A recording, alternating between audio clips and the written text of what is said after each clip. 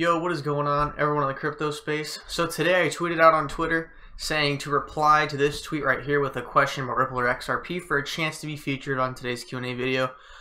So today we got 8 different tweets I'm going to be responding to. I just kind of glanced over these. I chose the more in-depth, better questions in my opinion. And I haven't even prepared an answer. I don't have a script or anything. I'm just going to go off the top of my head and then go through all these questions. So let's get started.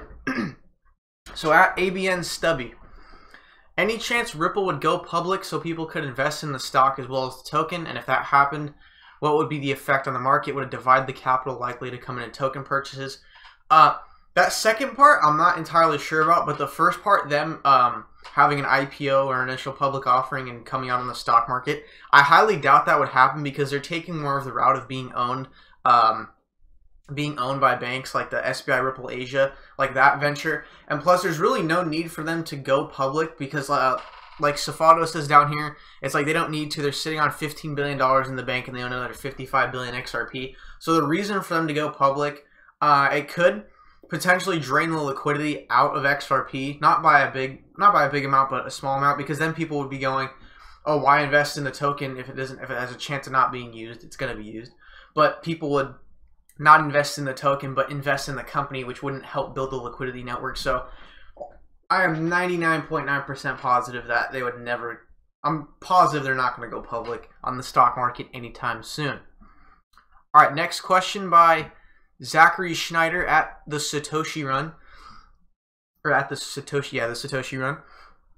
As more banks begin to adopt Ripple technology and hopefully when financial institutions will use, not just test, but use XRP, do you believe Ripple will shift their focus to marketing XRP as a currency for personal liquidity rather than a cost-saving solution to banks? Well, to answer what I think you're asking is that initially the banks are going to hop on Xcurrent. That's Ripple's way of kind of warming them up to the company because banks are going to be a little skeptical over using an actual digital asset, a cryptocurrency that they never even used before or maybe even heard of. So for them to switch to that digital currency, it's going to be a long process. But their trick is that they hop them on Xcurrent, they save 30%, they love it, they're saving money, they're getting faster transactions. Then they could take that a step further and they'll be more confident in using that digital asset. When their other product, Xcurrent, was performing so well, then they're saying, well, if XRapid saves another 30% and functions like Xcurrent, then it should be amazing and we'll do it. So that's the process of getting them to use XRP, is having that first step through Xcurrent. But your second part of the question saying XRP is a currency for personal liquidity rather than a cost-saving solutions to banks. It's really already, when they do market XRP, it's really already marketed as both. Because the liquidity will get you the cost-saving solution. Because if there's no liquidity, there's no cost-saving solution. If there's no cost-saving solution, there's no liquidity. So you kind of need both, and they're marketing it as both, not just one or the other. All right, next question.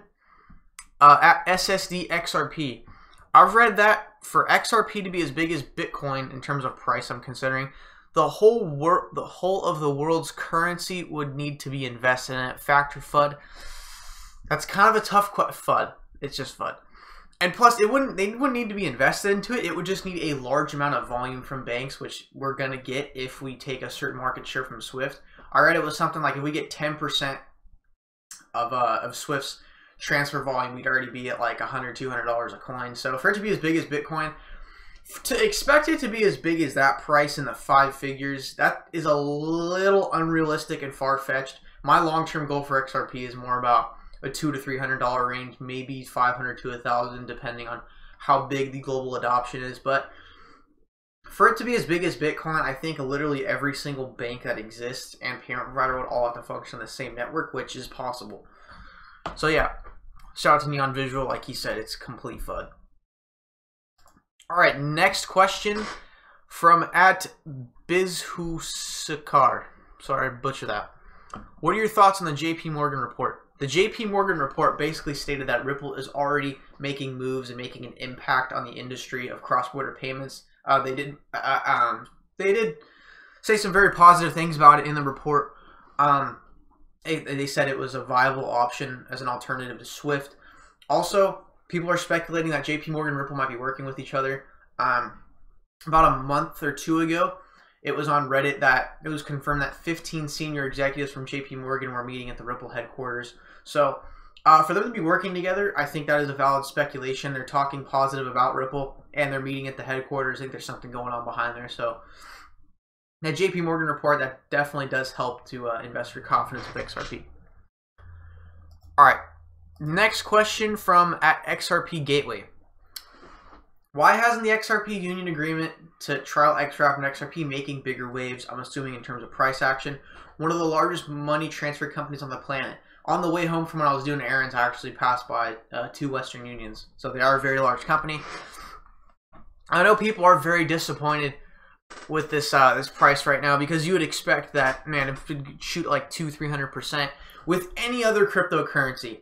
Let's say, like in my example, let's say Litecoin was confirmed that Western Union was testing it. Dude, the coin would shoot up like 200-300%. But for Ripple, it's sort of already an expectation to work with these companies. And trust me, this market is so irrational when it comes to XRP. They're making big movements, big progress, working with the largest corporate giants on the earth. They just signed a deal with Saudi Arabian banks today. They're working with banks all around the globe, and the largest banks in the world.